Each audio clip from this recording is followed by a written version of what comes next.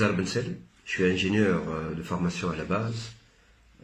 J'ai fait un master administration d'entreprise chez France dans les années 90, 97-98. J'ai fait de l'industrie, j'étais ingénieur, donc j'étais responsable de production et qualité dans un groupe tunisien dans l'agroalimentaire pendant une dizaine d'années. Et depuis 2000, on va dire 2004 pratiquement, je me suis lancé dans le conseil, donc j'ai ouvert mon propre cabinet, Act Consult, où je suis actuellement le gérant, je dirais une équipe de consultants et de formateurs. J'ai adhéré à l'équipe DQS Maghreb depuis les années 2011, taqrib, 9-10 ans, avec les référentiels ISO 9001, à l'époque 2008, ensuite 2015, ISO 22000, FSCC 22000, des référentiels d'actualité exigés par les grandes entreprises. Évidemment, on a travaillé sur la Tunisie, ou puis dans des pays du Maghreb et du continent africain. Donc on a visité quelques pays tels que l'Algérie, le Maroc, la Gambie, Sierra Leone, Abidjan, etc. C'est des pays francophones, mais aussi des pays anglophones tels que le Ghana et d'autres pays. J'adore mon travail d'auditeur parce qu'il y a un travail et un contact humain, un partage avec les gens. Donc il y a ce petit bras de fer dont on a vraiment envie de mener tous les jours pour améliorer justement en permanence notre compétence d'auditeur.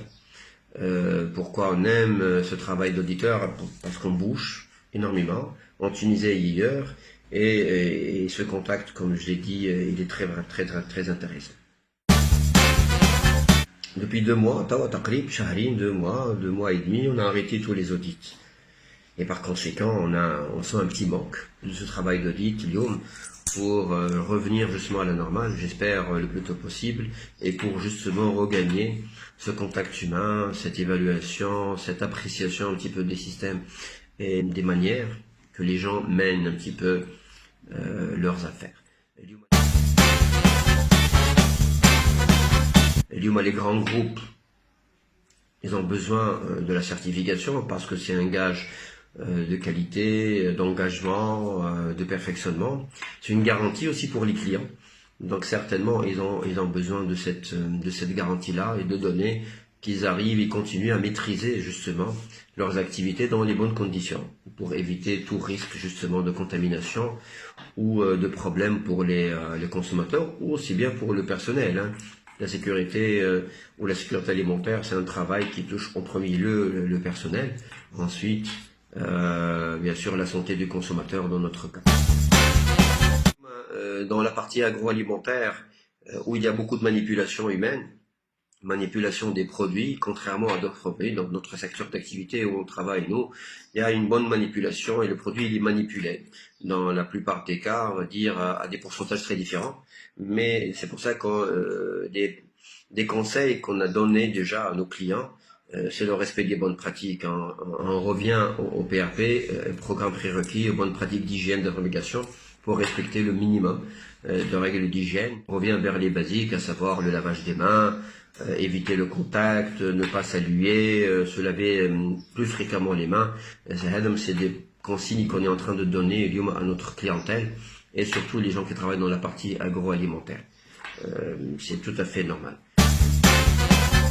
DQS, au début on a commencé à faire on a parlé des audits à distance, mais après on a renoncé, puisque dans la sécurité alimentaire c'est un peu absurde d'auditer à distance. Mais avec DQS, tout ce qui est rigueur, elle est là, le suivi, la qualification, on a profité justement de la qualification des auditeurs pendant cette période de mener la qualification et d'améliorer la qualification justement pour se préparer à bien pour l'après-Covid-19, Inch'Allah, le plus tôt possible. Pour finir, je souhaite que tout le monde, toute l'équipe, surtout des auditeurs et de la famille d'auditeurs DQS, se porte bien. Nos clientèles aussi, parce que c'est important, c'est nos partenaires avec qui on est en train de développer chaque fois nos business, etc.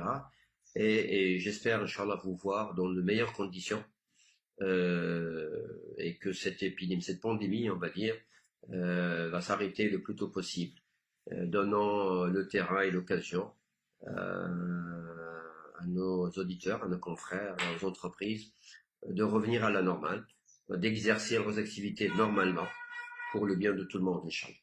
Bon courage pour tout le monde. À très bientôt. Merci.